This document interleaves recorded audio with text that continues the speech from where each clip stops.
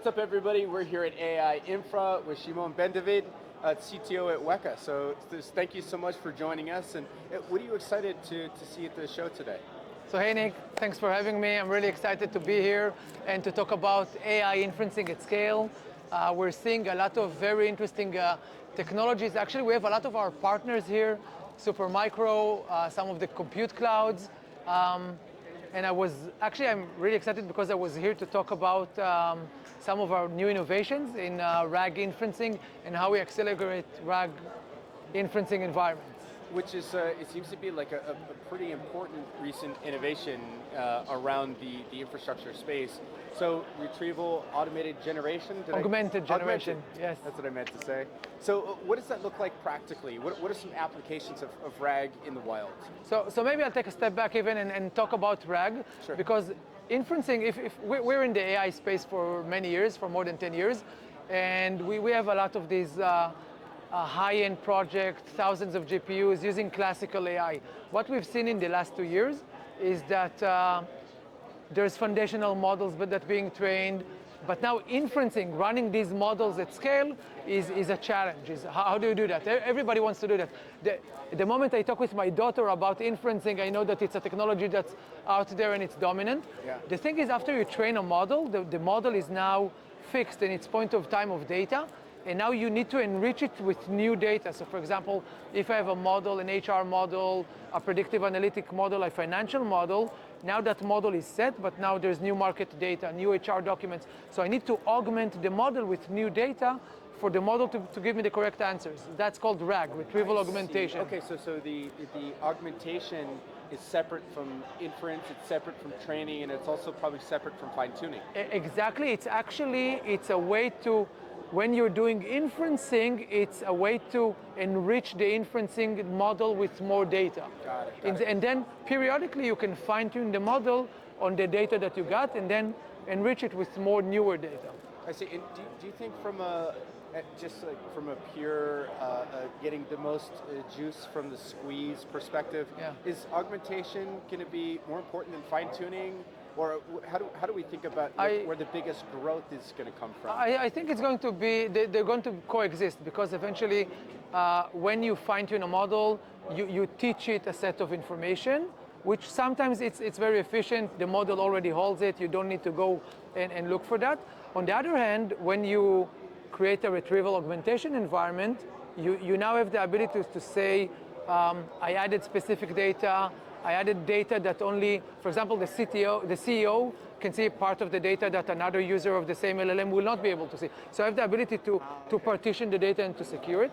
The challenge that we're seeing, that's what we're here solving at Weka, is that building these environments is complicated, and it's actually also very costly, right? Sure. So, but there's not many people that can do this, because it takes a lot of compute and resources. Exactly, a lot of compute, expertise, a lot of storage, a lot of technical expertise. So what we did at Weka is we actually created a data platform. It's a data engine. It actually feeds the data to the GPUs at the fast environments.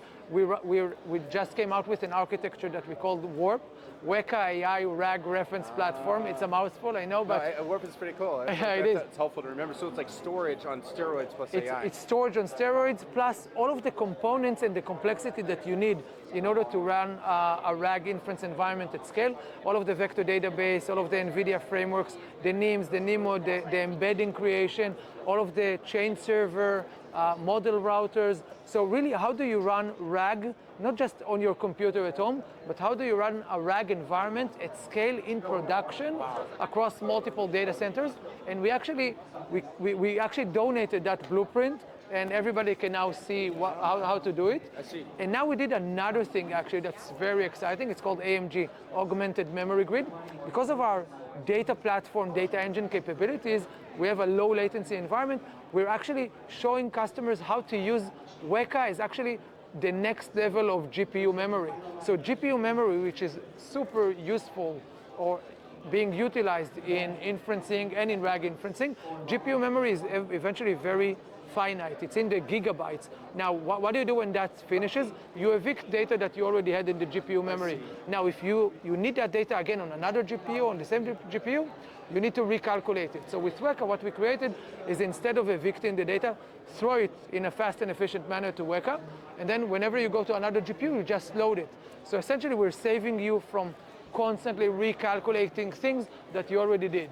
So it probably helps with latency, because if you've already processed that and you know where it lives, you can pull it back to be used. Brilliant. Time to first token throughput, GPU utilization, because you don't need to do what's called pre-filling constantly, because once you pre-fill, it's already on Weka. You can just now continue decoding, continue spitting out tokens.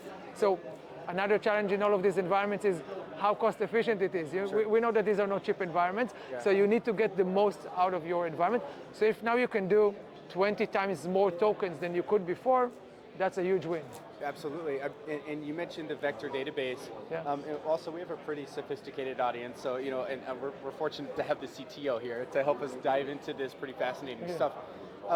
Help us understand a little. What is it, like the floating point numbers? Is this like when you say vector database? Why do you need a vector database? Yeah. So imagine that when you're representing data for an LLM to consume, you need to be able to do semantic search of the data. You need to understand a point of data from many angles, from the meaning of the data, the raw description of the data. For example, let's say that I have my phone. My phone is a piece of data. It has a certain attributes. It has certain meanings. I can do certain things with it. Sure. So instead of saving in a database, here's a phone, I'm saving a vector that describes that phone. So now, when you're showing me the LLM, you're showing the LLM a picture of a phone, maybe it's your own phone, maybe I have an iPhone, you have a different iPhone, it will see that there's similarity between the vectors, and I'm sorry, I'm simplifying it, but that's... No, this is great stuff. It will see that there's similarity between your phone's vector and my phone's vector, and say, maybe it's the same thing. And maybe it isn't, maybe it's just adjacent, right? So you represent data in vectors for the LLMs to be able to connect to them, to search on them. The way to do it is actually when you just have raw data, files, images, videos, you actually go through a process that's called embedding. Embedding is taking that image or data and creating a vector out of it, and then you take the embedding and you throw them into the vector database, and then to convolute it a bit more, the vector database now needs to index them so you can query on them. And capture it later. For faster retrieval, exactly. So this is where Weka is really efficient, because being a high-performance data platform, we're now able to say, you throw the data on Weka, so we have a fast ingest mechanism. Now you create the embedding on Weka, we can accommodate for the performance of that. Now you run the vector database on Weka also, so because you threw the data on Weka, it's already there, you don't need to throw it to the vector database, you just need to have it indexed. Now, are these, just out of curiosity, when you're recalling these data types, are they real numbers, or are they approximations for efficiency's purpose? Real numbers. I'll give you a very real number that we measured with our AMG, with Augmented Memory Grid. Taking a document, basically we took a book, a very cool book, 100,000, 120,000 tokens, and we measured how long does it take to pre-fill these tokens into creating the KV cache, creating the context within the LLM, the GPU memory. I thought the context was the size of the window, no? There's the context at the size of the window, but then if you feed the data to the GPU, it now needs to break it down into tokens and find the attention between the tokens. And then the context is what can you get when you're querying on it. So we took the 100,000 tokens, and to just to pre-fill the GPU with it, took around 11 seconds. And now I have more. For 100,000 tokens? Yes, but with Weka, when we said, okay, next time if you drop that, next time you'll need to spend another 11 seconds, another 11 seconds. When it was on Weka, to just load that data, as you said before, if you already know where it is, why would you prefer it again? Took half a second. So 11-second process that was very costly on the GPU took half a second with zero GPU utilization.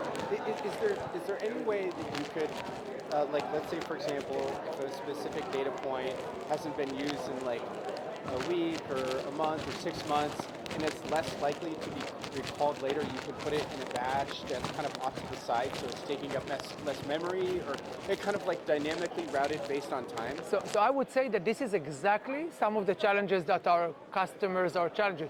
How can I do an LRU, a last recently used mechanism, so now I need to vacate?